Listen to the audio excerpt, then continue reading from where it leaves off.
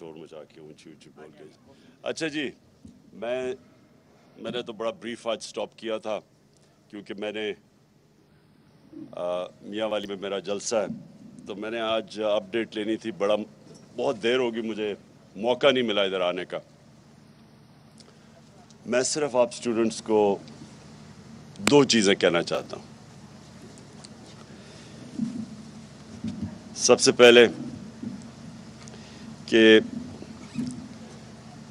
ये आपको एक ऐसा सुनहरी मौका मिला है कि क्वालिटी एजुकेशन लेने का, और आप जो यहाँ स्टूडेंट्स हैं सब मेरिट के ऊपर आए हुए हैं।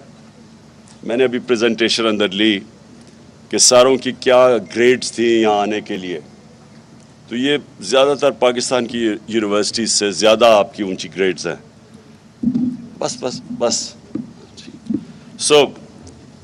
एक तो यहाँ मेरिट के ऊपर लोग हैं, दूसरी चीज़ कि आपको इंशाल्लाह वो एजुकेशन मिल रहा है जो मैंने अभी फिगर्स देखी हैं कि कंप्यूटर साइंसेस में 90% जैसी ग्रेजुएट करते हैं उनको नौकरियां मिल जाती हैं, 90%। और ऑल एंड ऑल 85%, 85% ग्रेजुएट्स को नौकरियां मिल जाती हैं। और वो मैं देख रहा था कि पे स्केल्स भी देख रहा था कि स्टार्टिंग सैलरी 70,000 से 90,000 है। इसका मतलब मैं ये आपको इसलिए बता रहा हूं कि हमारी बदकिस्मती से बड़ी बड़ी पुरानी यूनिवर्सिटीज़ हैं पाकिस्तान में, वो ग्रेजुएट्स होते हैं, बेचारों को नौकरियां नहीं मिलती, पीएचडीज को नौकरियां नहीं मिलती। मैं जब प्राइम मिनिस्टर था तो पाकिस्तान के पीएचडीज ने मेरे घर के बाहर आके धरना दिया, जी हमें नौकरियां नहीं मिल रही।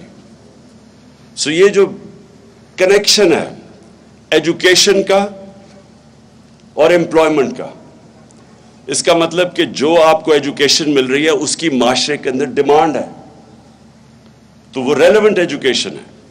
तो सबसे पहले तो मैं समझता हूं कि बहुत बड़ी एक इस नमल की कामयाबी है कि जो घरानों से बच्चे आ रहे हैं और ज़्यादातर 95% स्कॉलरशिप पे हैं, तो वो सबको इस इंस्टीट्यूशन के बाद एम्प्लॉयमेंट मिल जाती है, वो अपनी फैमिलीज़ को संभाल सकते हैं, अपॉर्चुनिटीज़ हैं उसके बाद। और वो भी मैं देख रहा था कि 70% जो एम्प्लॉयमेंट मिलती है वो प्राइवेट सेक्टर में है, 70% प्राइवेट सेक्टर में। प्राइवेट सेक्टर का मतलब ये है कि आप कंपीट कर रहे हैं बाकी लोगों से। गवर्नमेंट सेक्टर के अंदर कंपटीशन नहीं होती, प्राइवेट सेक्टर में आप कंपीट कर रहे हैं। तो एक तो ये मुझे बड़ी खुशी हुई। दूसरी जो मैं चाहता हूं कि नमल से हमारे जो स्टूडेंट्स निकले, क्वालिफाई करें, मैं चाहता हूं कि वो उनको ये भी साथ साथ पता चले कि अल्लाह ने मुझे इस दुनिया में क्यों भेजा है। ये बहुत इंपॉर्टेंट है आपके लिए पता चलाना कि अब मेरा इस दुनिया में आने का मकसद क्या है।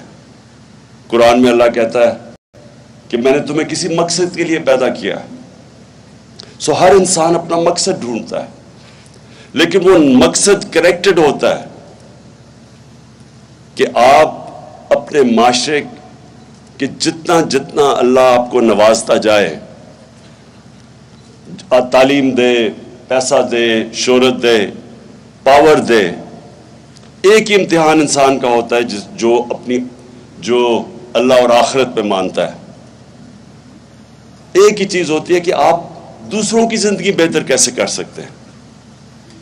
आपका जो इम्तिहान होगा, हम सब का इम्तिहान होगा, जब हम अपने रब के पास जाएंगे तो वो एक ही सवाल पूछेगा कि जो मैंने तुम्हें दिया था तुमने उससे क्या किया इंसानियत के लिए।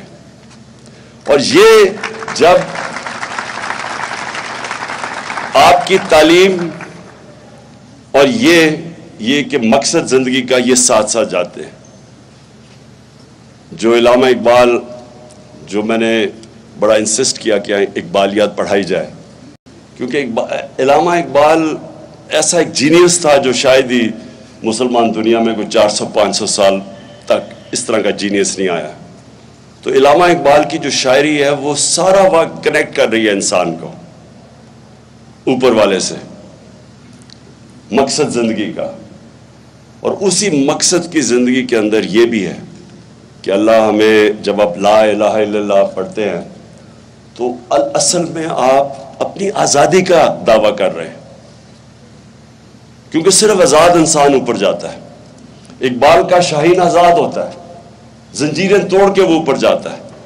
تو جو آپ کی ساری سٹرگل بھی ہوتی ہے زندگی کی، وہ یہ زنجیریں توڑنے والی ہوتی ہیں. ایک تو سب سے بڑی زنجیر ہے جہالت کی، جاہل لوگ آزاد نہیں ہو سکتے. تو ایک تو آپ کو تعلیم مل جاتی ہے. پھر جو دوسری زنجیر ہے وہ ہم بت بنا دیتے ہیں اپنے راستے میں، جن کی ہم پتہ سوچے سمجھے بغیر ان کی پوجا کرتے ہیں، جس میں خوف کا بت ہے جو کہ آپ کا دین توڑتا ہے. خوف کا بت کہ اللہ کہتا ہے کہ میری رزق میرے ہاتھ میں ہے، میں نے تم کرو گے فیصلہ میں کروں گا تمہیں کتنی رزق ملے گی.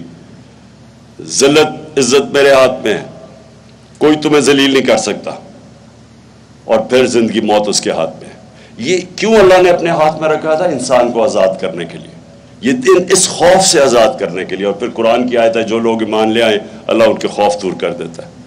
تو جو بھی زندگی میں جس نے بھی بڑے کام کیے ہیں، جو بھی، وہ ہمیشہ آزاد ہوتا ہے. وہ ہمیشہ اس نے اپنے خوف کے اوپر قابو پا لیا ہوتا ہے. کرکٹر بھی ہے تو جو ہارنے سے ڈرتا ہے یا جو تیز بولر سے ڈرتا ہے،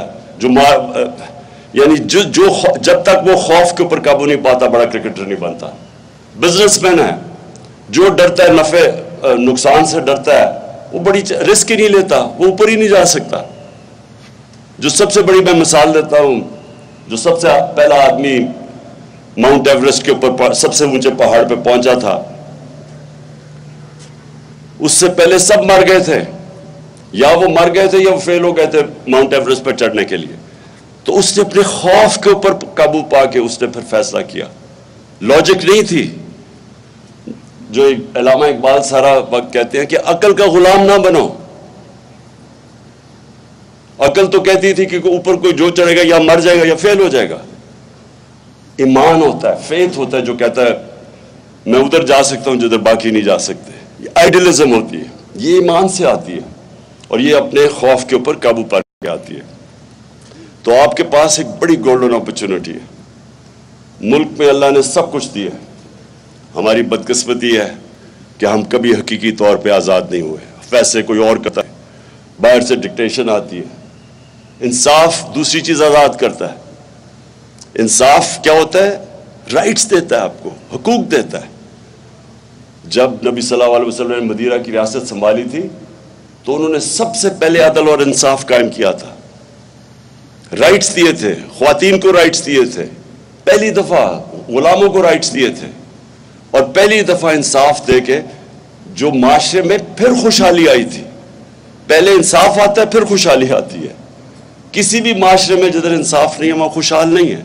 ساری آپ ڈیولپنگ ورلڈ دیکھ لیں، ساری ڈیولپنگ، ہر غریب ملک دیکھ لیں، جو بھی غریب ملک ہے اس کے اندر انصاف نہیں ہے. اور جو سب سے خوشحال ملک ہے وسائل کے باوجود وہ خوشحال ہیں کیونکہ وہاں انصاف ہے. سوئٹزرلینڈ میں کچھ بھی نہیں ہے، 99.9% ہے ان کا رول آف لا انڈیکس کہ سب سے زیادہ انصاف ہے. ساری مسلمان دنیا میں 20% سے کم انصاف ہے. ہم رول آف انڈیکس میں 20% سے کم ہے. سو یہ جو ہے یہ انسان پھر اس کے لیے جدوجہد کرتا ہے. آزادی کوئی دیتا نہیں ہے پلیٹ پہ. زنجیریں گرتی نہیں ہیں، توڑنی پڑتی ہے. آزادی کوئی ملتی نہیں ہے، چھیننی پڑتی ہے. تو میں بڑا خوش ہوں اور اتنی دھوپ پہ آپ بیٹھے ہوئے اس لیے میں نے بڑی مختصر تقریر کی ہے. مجھے خوشی یہ ہے کہ اتنی زیادہ ہماری اس علاقے میں ہماری فیمل ریپرزنٹیشن ہے. یہ بہت خوشحال چیز ہے ہمارے ملک کے لیے. اور انشاءاللہ میں آپ سب ادھر سے میں ایکسپیکٹ کرتا ہوں کہ نمل یونیورسٹی سے اس ملک کی فیوچر لیڈرشپ نکلے گی. شکریہ.